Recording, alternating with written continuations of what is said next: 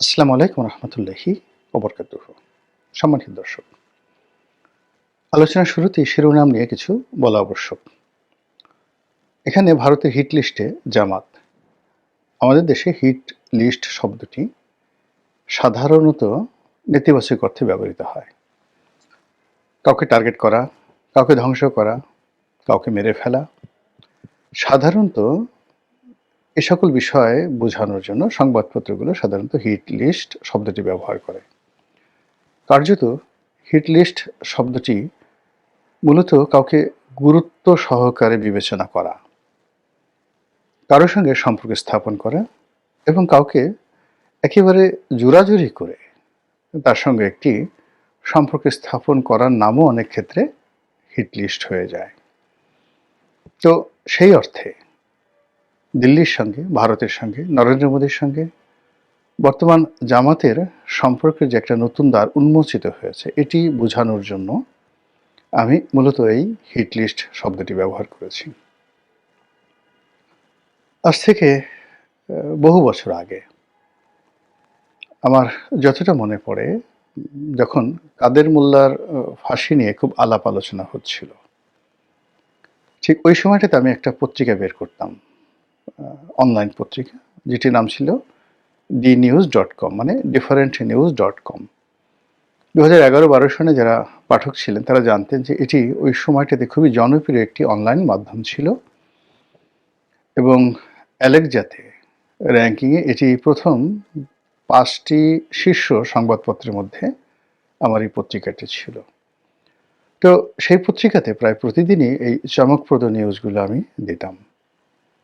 তখন একবার একটা নিউজ করেছিলাম যে জামাতের নেতাদের যে যুদ্ধ অপরাধের বিচার হচ্ছে, এই বিচার প্রক্রিয়া প্রভাবিত করার জন্য জামাত সারা দুনিয়াতে লবিস্ট নিয়োগ করেছে এবং ভারতেও তাদের লবিস্ট নিয়োগ করা হয়েছে।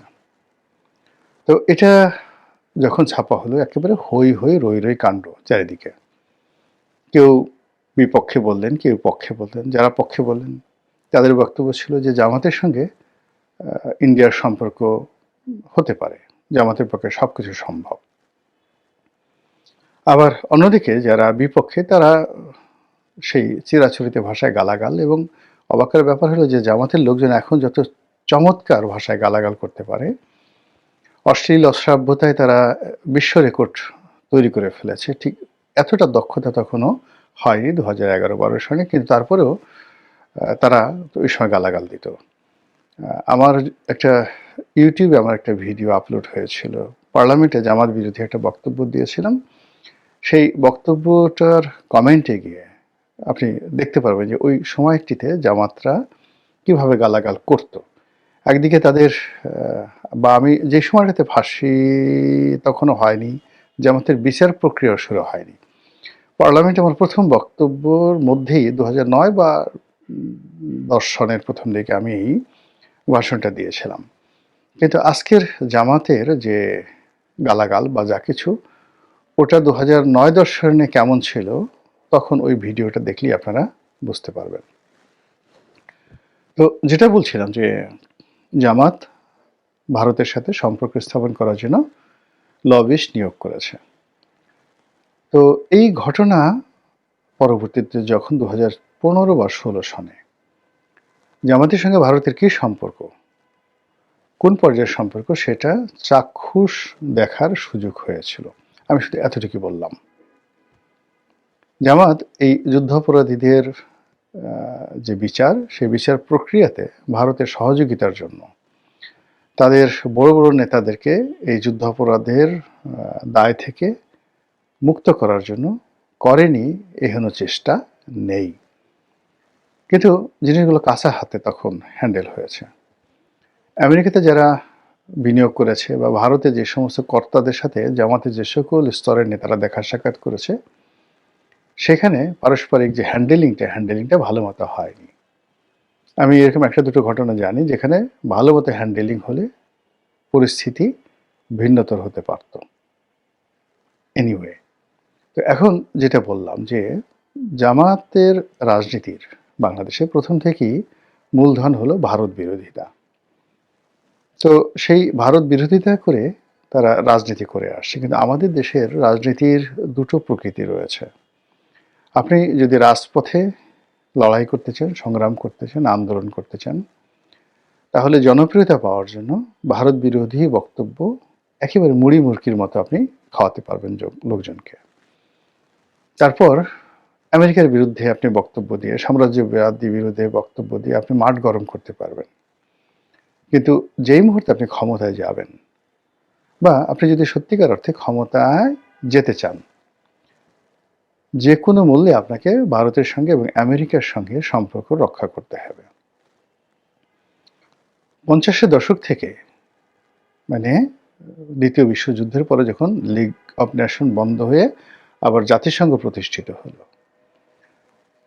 তখন থেকেই পাকিস্তানের জন্য এবং পূর্ববঙ্গের জন্য আমেরিকা অপরিহার্য হয়ে পড়ল। একই সঙ্গে ভারতের সঙ্গে বিরোধিতা অপরিহার্য হয়ে পড়ল বটে, কিন্তু 1971 সনের মুক্তিযুদ্ধের পর ভারতের সঙ্গে সম্পর্কটা আমাদের জন্য অনিবার্য হয়ে পড়েছে। বঙ্গবন্ধুর মৃত্যু, ভারতের সাথে সম্পর্ক স্থাপন করতে না পারার ব্যর্থতা। 1996 থেকে 2001 সনে শেখ হাসিনার ট্রিমেন্ডাস কর্মকাণ্ড, ভালো, অসাধারণ ভালো কর্মকাণ্ডের পরেও তিনি ভারতের অসহযোগিতায় ক্ষমতা আসতে পারেননি, এটা তিনি পার্লামেন্টে দাঁড়িয়ে বলেছেন। তারপর সেন্ট মার্টিন আমেরিকা চাচ্ছে বাংলাদেশের কাছে, এটা বাংলাদেশ দিতে পারেনি বা শেখ হাসিনা দিতে পারেনি, এজন্য তাকে চলে যেতে হয়েছে বা চলে যেতে হবে। এবং তিনি সেটা ডিক্লেয়ার করেছিলেন যে আমি বঙ্গবন্ধুর কন্যা, আমার ক্ষমতা দরকার নেই, কিন্তু আমি দেশ বিক্রি করে ক্ষমতায় আসতেও পারবো না, থাকতেও পারবো না, যেতেও পারবো না, যা হয় হবে। তো এখন এই যে গত 10 মাসের যে বাস্তবতা, তার আগে আরও 7 মাসের বাস্তবতা, অর্থাৎ আগস্ট মাস থেকে আজ অবধি প্রায় 17 মাস হয়ে গেল। এই 17 মাসের যে রাজনীতি, এখানে আওয়ামী লীগ খুব ভালো করে বুঝে গেছে যে তাদের কি ভুলগুলো হয়েছিল। বিএনপি ঘুরে দাঁড়ানোর চেষ্টা করছে, জামাত ঘুরে দাঁড়ানোর চেষ্টা করছে, আর বর্তমান সরকার তারা হাড়ে হাড়ে অনুভব করছে যে ব্যর্থতাটা কোন পর্যায়ে পৌঁছে গেছে এবং এখান থেকে আসলে ঘুরে দাঁড়ানো সম্ভব কিনা সেটা নিয়েও তারা গবেষণা করছে। তো সেই অবস্থাতে রাজনৈতিক দলগুলোর একটা ভিন্ন ভিন্ন কৌশল থাকে। জামাতও সেই কৌশল অবলম্বন করছে। তাদের সঙ্গে পাকিস্তানের ঐতিহাসিক সম্পর্ক, তুরস্কের সঙ্গে কৌশলগত সম্পর্ক, সৌদি আরবের সঙ্গে কৌশলগত সম্পর্ক, এই সম্পর্কটি হয়তো অর্থনৈতিকভাবে কিংবা তাদের যে নীতিগত যে সকল সিদ্ধান্ত রয়েছে বা তাদের যাকে বলা হয় অ্যামিউজমেন্ট, সেই পলিটিক্যাল অ্যামিউজমেন্ট, রাজনীতির যে বিনোদন, সেই বিনোদনের জন্য এ সকল রাষ্ট্রের সাথে সম্পর্ক হয়তো কাজে লাগবে।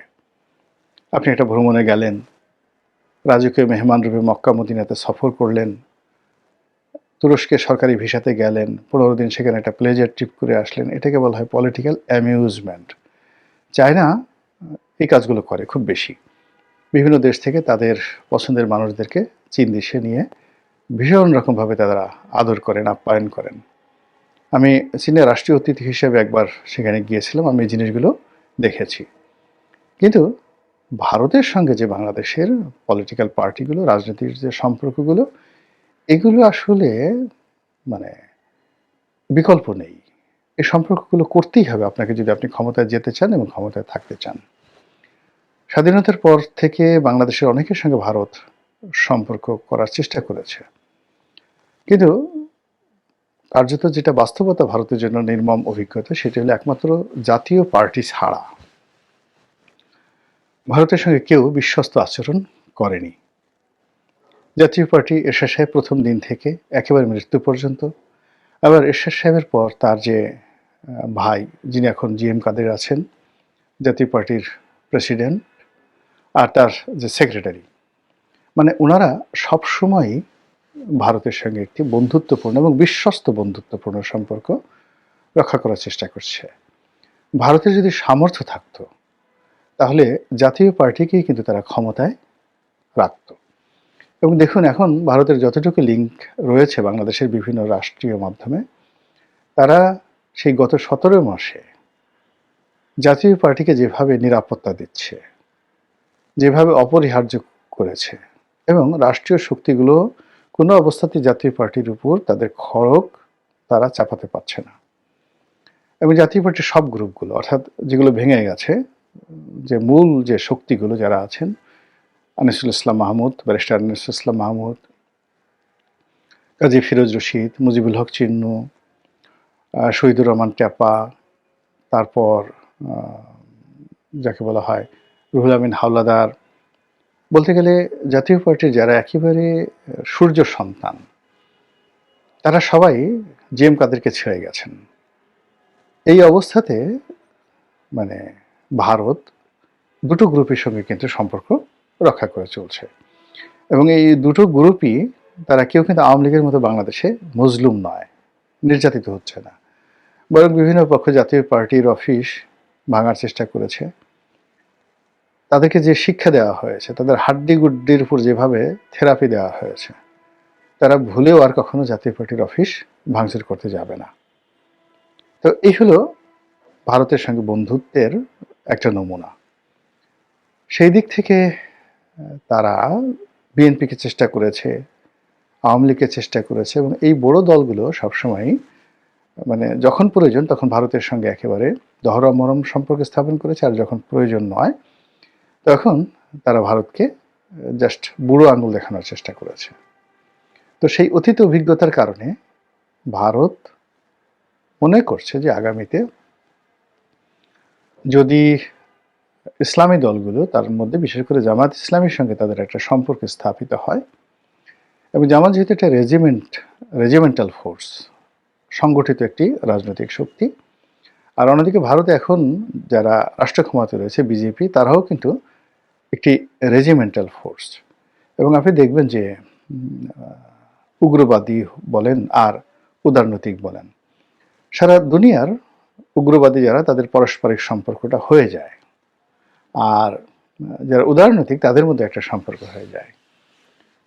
এবং এটা সব ক্ষেত্রে প্রযোজ্য। আপনি একটা নতুন শহরে গেলেন, আপনি নামাজ কালাম পড়েন, সবার আগে আপনি মসজিদে দেখা পেয়ে যাবেন, মুসল্লিদের সঙ্গে আপনার বন্ধুত্ব হয়ে যাবে। আপনি যদি নেশাখোর হন, মদখোর হন, মুহূর্তের ভিতরে আপনি শহরে ঢোকার সঙ্গে সঙ্গে আপনার মদ্যপের সঙ্গে দেখা হবে, পানশালার দেখা হবে, কোথায় কী ধরনের মাদক পাওয়া যায় আপনি খুঁজে পেয়ে যাবেন।